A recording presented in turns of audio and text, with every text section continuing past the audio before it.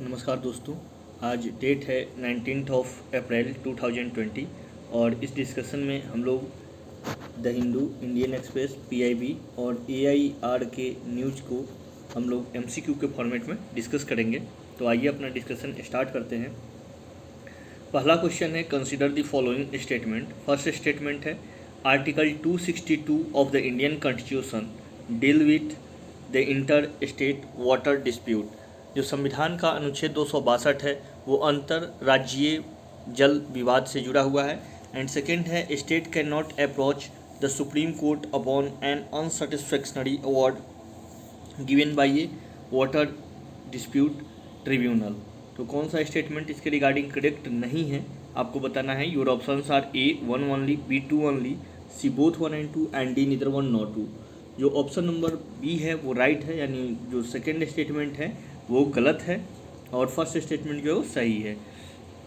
जो आर्टिकल 262 है इसमें कहा गया है कि पार्लियामेंट जो है, अगर दो स्टेट के बीच में वाटर डिस्प्यूट है किसी भी बॉडी को लेकर के, वाटर बॉडी को लेकर के, तो पार्लियामेंट उसके लिए एक डिस्प्यूट ट्रिब्यूनल का गठन करेगी और वो डिस्प्यूट ट्रिब्यूनल जो न्याय देगी या जस्ट करेगी वो जुरिडिक्शन जो है वो फाइनल जुरिडिक्शन होगा और ये जुरिडिक्शन किसी भी कोर्ट के बियॉन्ड होगा, यानी कोई भी इस पर सुप्रीम कोर्ट या कोई भी कोर्ट इसको रिव्यू नहीं कर सकता है। अगर कोई ये 136 जो आर्टिकल है जो स्पेशल लीव पिटीशन की बात करता है, सुप्रीम कोर्ट के पावर की बात करता है, आर्टिकल 32 या आर्टिकल 21, तो इन सब के अंतर्गत भी ये सब बात नहीं की जा सकती है। ठीक है, तो इसलिए स्टेटमेंट 2 गलत है। सेकेंड स्टेटमेंट है, with reference to targeted long term repo operation TLTRO consider the following statement. तो targeted long term repo operation के बारे में कौन सा स्टेटमेंट करेक्ट है। फर्स्ट है, it is a tool that let bank borrow fund from RBI। यह एक तरीके का टूल है जिसमें बैंक जो है RBI से कोई फंड ऋण उधार लेती है। सेकेंड है, that fund do not need any collateral, and third है, the fund can be invested in investment grade corporate bond only। तो कौन सा स्टेटमेंट करेक्ट है। Your options are A 1 only, B 2 and 3 only, C 2 only and D 1 2 and 3। Right answer is option number A 1 only, क्योंकि इसमें भी government security जो होती है, गवर्नमेंट सिक्योरिटी रख के ही इसको लिया जाता है, तो कोलेट्रल के तौर पर गवर्नमेंट सिक्योरिटी जिसमें होती है। तो TLTRO जो टूल है इसके अंतर्गत बैंक जो है वो बोरो करते हैं 1 से लेकर के 3 साल के लिए कोई ऋण उधार लेते हैं, रेपो रेट पर फंड जो है लेते हैं रेपो रेट पर RBI से। गवर्नमेंट सिक्योरिटी या इसी तरीके की कोई और हायर या सिमिलर सिक्योरिटीज इसी सेम पीरियड के लिए कोलेक्टर के रूप में रखा जाता है। ये जो बैंक है ये इन्वेस्ट कहाँ से कर सकती है, corporate bank, commercial paper and debenture, इन सब में भी इन्वेस्ट कर सकती है। ठीक है, तो ये जो थर्ड स्टेटमेंट गलत है, कॉर्पोरेट बंड ओनली, तो ये जो है स्टेटमेंट गलत है। नेक्स्ट क्वेश्चन है, with reference to the special drawing rights consider the following statement. तो SDR के बारे में कौन सा स्टेटमेंट करेक्ट है। फर्स्ट स्टेटमेंट है, India's foreign exchange reserve include SDRs। तो भारत के जो फॉरेन एक्सचेंज रिजर्व हैं उसमें SDR को भी इंक्लूड किया गया है। सेकेंड है, this can be exchange for the currencies of the international monetary fund member countries. तो इसमें क्या होता है कि जो IMF के मेंबर नेशन हैं उनके बीच में करेंसी का एक्सचेंज होता है SDR के अंतर्गत। कौन सा स्टेटमेंट करेक्ट है। Your options are A 1 only, B 2 only, C both 1 and 2 and D neither 1 nor 2। Right answer option number C both 1 and 2, दोनों स्टेटमेंट सही हैं।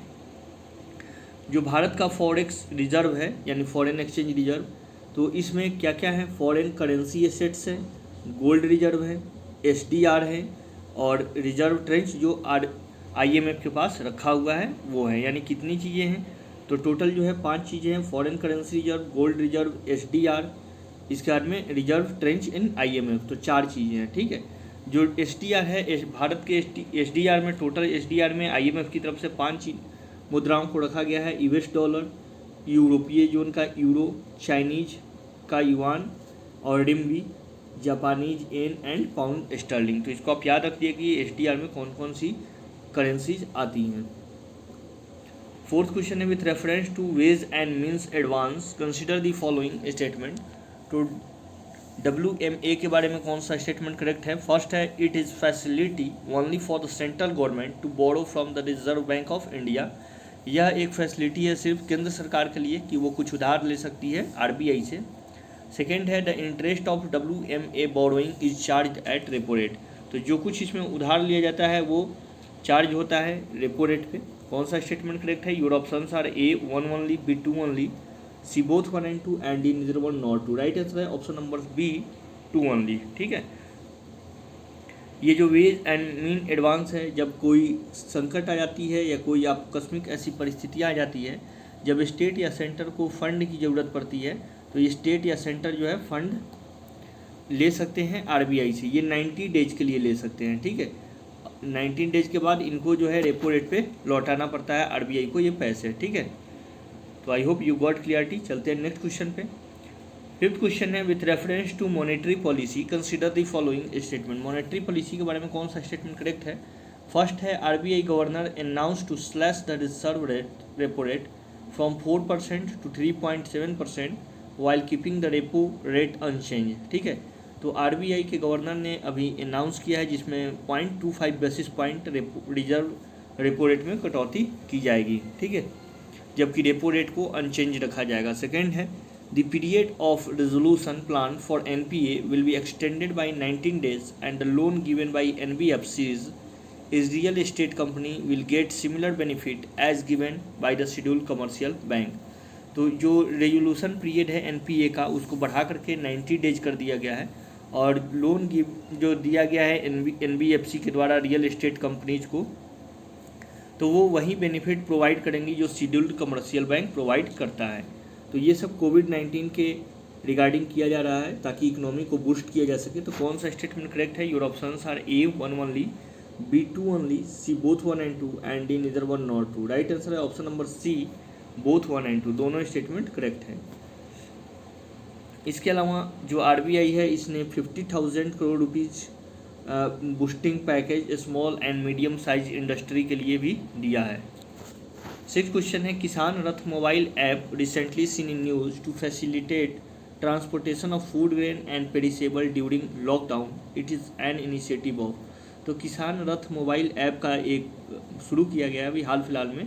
तो ये किस मिनिस्ट्री द्वारा शुरू किया गया है? जिसका काम है कि फूड ग्रेन या पेरिसेबल जो आइटम होते हैं उनको ट्रांसपोर्ट करने के लिए ये ऐप शुरू किया गया। यानी जैसे ओला है, उबर है। ठीक है, तो यहाँ पर हम लोग अपने ड्राइविंग के लिए इसका यूज करते हैं। उसी तरीके से सब्जियों या कोई भी ख़राब होने वाली जो वस्तु है पूरे भारत में, तो लोग इस ऐप को डाउनलोड करके वहाँ से देख सकते हैं कि कैसे ट्रांसपोर्टेशन के थ्रू उसको मार्केट तक एक्सेस किया जा सकता है। तो इसी के रिगार्डिंग है your options are A ministry of consumer affair food and public distribution, B ministry of tribal affair, C ministry of food processing industry and D ministry of agriculture and farmer welfare. Right answer है इसका option number D ministry of agriculture and farmer welfare ने Kisan Rath mobile app launch किया है।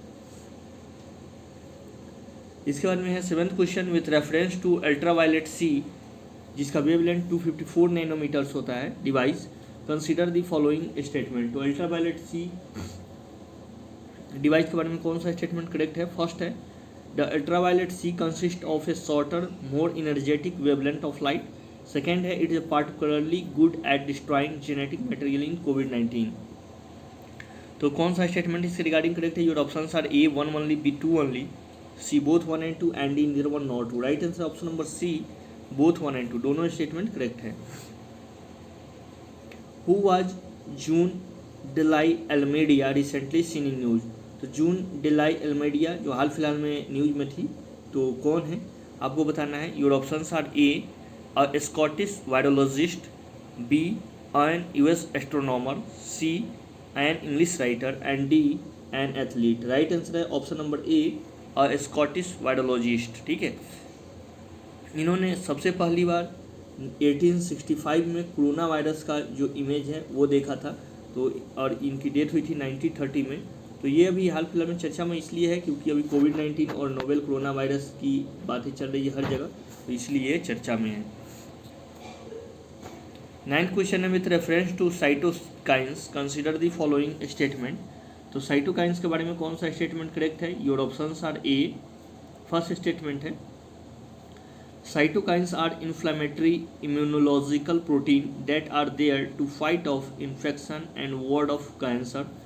जो cytokinin है वो एक inflammatory immunological protein है जो कैंसर से लड़ने में मदद करता है। एंड दूसरा है cytokine storm syndrome is characterized by the over production of immune cell the cytokines themselves because of dysregulation in this process. तो कौन सा स्टेटमेंट करेक्ट है? Your options are A 1 only, B 2 only, C both 1 and 2 and D neither 1 nor 2। Right answer है option number C both 1 and 2, दोनों statement correct हैं। 10th question है with reference to non banking financial companies consider the following statement. तो NBFCs के बारे में कौन सा स्टेटमेंट करेक्ट है? फर्स्ट है bank have to invest the fund availed under targeted long term repo operation invest grand bank bonds commercial paper and non convertible debentures of NBFC. जो bank है वो इन्वेस्ट कर सकती है LTRO को grade bond में, commercial paper में और नॉन कन्वर्टिबल डिबेंचर्स में।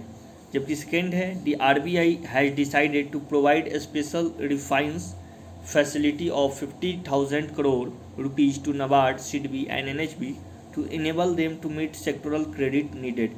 तो RBI ने NABARD, SIDBI और NHB को 50,000 करोड़ रुपीज़ प्रोवाइड किया है ताकि ये लोग जो है जो MSME सेक्टर है या और कोई सेक्टर वाइज जो छोटे उद्योग हैं तो उनको ये लोन प्रोवाइड करा सके ताकि उसको बूस्ट किया जा सके, इकोनॉमी को बूस्ट किया जा सके। कौन सा स्टेटमेंट करेक्ट है? Your options are A 1 only, B 2 only, C both 1 and 2 and D neither 1 nor 2। Right answer is option number C both 1 and 2, दोनों स्टेटमेंट करेक्ट है। ठीक है फ्रेंड्स, तो ये था आज का last question. I hope you like this video. Please do like, comment, share and subscribe the channel. Thanks for watching and thanks for discussion. Bye. Have a nice day. Thank you.